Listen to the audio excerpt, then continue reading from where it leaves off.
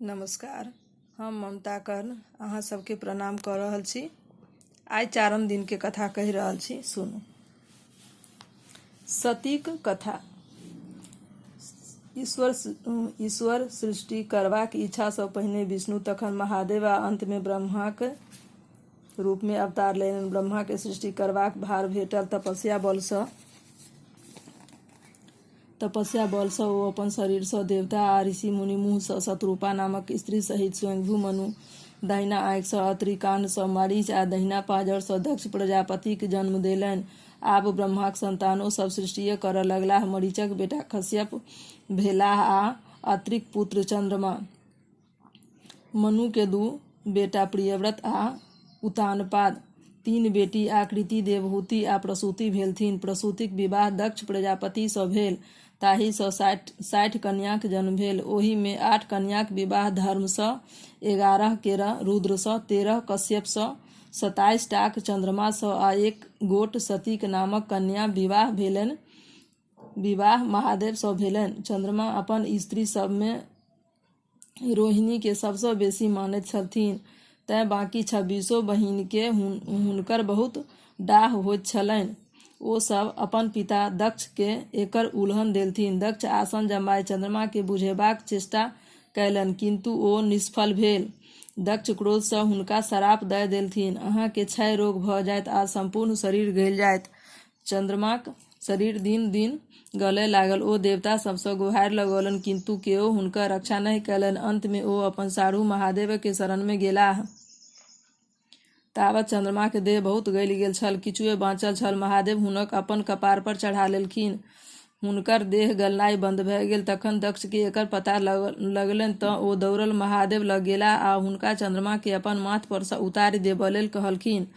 महादेव ई बात अस्वीकार कऽ देलनि। ओ अपन शरणागतक तिरस्कार नहि कय सकैत छथि। दक्ष प्रजापति तहिए सँ अपन जमाय महादेव सँ असौजन कय लेलनि। दक्ष अपन तामस के देखबय लेल एक पैघ यज्ञक आयोजन कयलनि। ओहि में सब देवता आ मुनि के नोत देलनि, किंतु महादेव के छोड़ि देलनि।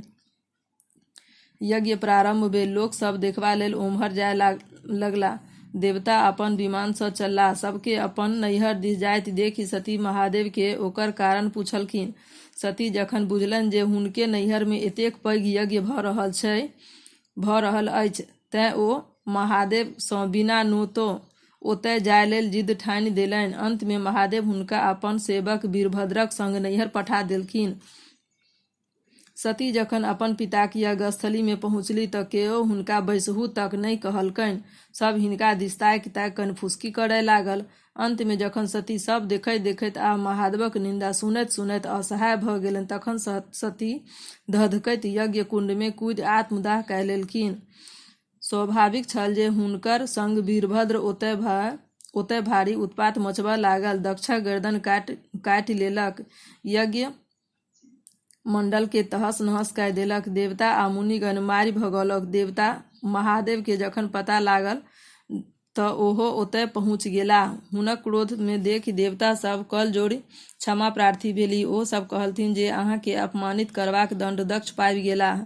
आब यदि यज्ञ संपन्न नहि होयत तऽ संसारक अनिष्ट भऽ जायत आ बिना यजमानक जीने यज्ञ कोना होयत। तैं हेतु आब कहुना हुनका जियाउ। अंत में औढ़रदानी महादेव पसिझ गेलाह आ यज्ञ में बान्हल बकरीक मूड़ी काटि दक्षक धड़ पर बैसा देलनि। ओ पुनः जीवित भय बो बो करऽ लगलाह। महादेव के हुनकर नव बोली बड़ प्रिय लागल। तहिए सँ लोक महादेवक पूजाक अंत में बो बो बू करैत अछि। दक्षक यज्ञ समाप्त भेल, किंतु महादेव बताह भय गेलाह। ओ सती के सबक अपन कान्ह पर लेने जतय ततय बौआय लगलाह। विष्णु भगवान के ई स्थिति जखन नहि सहल भेलनि, तखन ओ अपन चक्र सँ सती के सब के काटि काटि खसबय लगलाह। सतीक अंग सब जतय जतय भूमि पर खसल से सब सिद्ध पीठ भय गेल।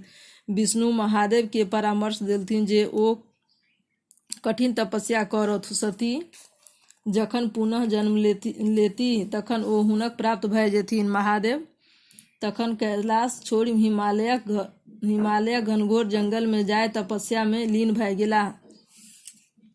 पतिव्रताक कथा।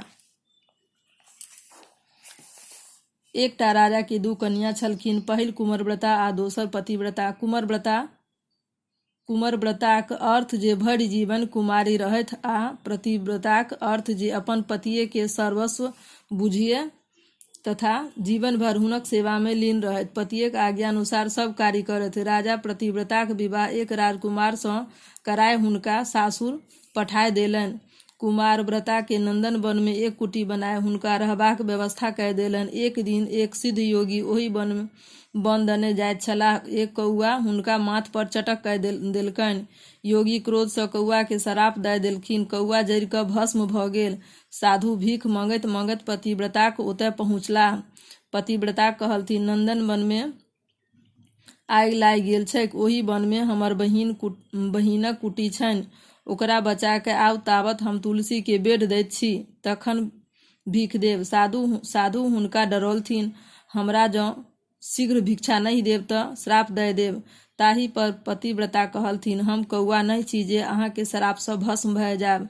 ई सुनि साधु अवाक भय गेलाह जे ई स्त्री तऽ हमरो सँ बेसी सिद्ध अछि। बाबाजी तुरंत नंदन वन गेलाह। ओतय ओ देखलनि जे समस्त वन में आगि लागल छैक, खाली कुमारव्रताक कुटी पतिव्रताक प्रभुत्व सँ बाँचल छैक। बाबाजी तखन कुमारव्रता सँ कहलथिन, अहाँ भरि जन्म कुमारी रहि क तपस्या केलहुँ, किंतु अपन कुटी के नहीं बचा सकलहुँ। अहाँक कुटी पतिव्रताक प्रभाव सँ बाँचल, तेँ ई सिद्ध भेल जे कुमारव्रता सँ पतिव्रता पैघ होइत अछि। ई सुनि कुमारव्रता निश्चय कयलनि जे ओहो विवाह कय पतिव्रताक बनि जेताह। भोर भेला पर जाहि पुरुषक दर्शन हुनका सबसँ पहिने होइतनि, तिनके सँ विवाह कय लेती। भोर भेला पर हुनकर प्रथम नजर एक कुष्ठ रोगी पर पड़ल। ओकर शरीर कुष्ठ सँ गलल जाइत छलैक। तेँ ओ निश्चयक अनुसार ओकरहि अपन स्वामी बना लेलनि। ओकरा अपन कुटी में आनि ओकर सेवा करय लगलीह। दिन राति स्वामीक सेवा करती, किंतु स्वामीक रोग बढ़ले जानि। अंत में एक दिन हुनकर पति कहि देलनि जे आब हम बेसी दिन नहीं जीब, तेँ हमरा तीर्थ कराय दिअ। ओ अपन पति के ढाकी में लय माथ पर उठाय विदा भेलीह। रास्ता में एकटा ऋषि सूली पर लटकल तपस्या करैत छलाह। पतिव्रता जखन अपन माथ पर सँ ढाकी उतारय लगलीह तऽ ऋषि के डाँड़ में चोट लागि गेलनि। हुनक समस्त शरीर कनकनाय लागल। ऋषि हुनका श्राप दय देलथिन, जाहि स्वामी लय तों ऋषि के एतेक कष्ट पहुँचौले, से स्वामी सूर्योदय से पहिनहि मरि जैथुन। ई सुनि हुनका बहुत दुख भेलनि आ ओहि ठाम बैस क भगवान सूर्यक व्रत करय लगलीह। ओ पहिनहुँ ततबे तपस्या केने छलीह जे हुनका विधवा होयब असंभव छल। महात्माक श्राप सँ पति मरि तऽ गेलथिन, किंतु सतीक तपस्याक प्रभाव सँ ओ फेर जीवि उठलनि आओर हुनक शरीर पूर्ण स्वस्थ भय गेल। एहि तरह सतीक कतको महिमा देखल गेल अछि। तैं हेतु सती, सीता, सावित्री, अनसुईया, बिहुला आदिक गुणगान एखनहुँ धरि होइत अछि। यदि कोनो स्त्री मन सँ अपन पतिक सेवा करैत छथि तऽ हुनका कोनो प्रकारक क्लेश नहि होइत अछि। ओ सती, सीता, सावित्री जकाँ अमर बनि जाइत छथि। कथा समाप्त भेल। सब लोकनि के धन्यवाद।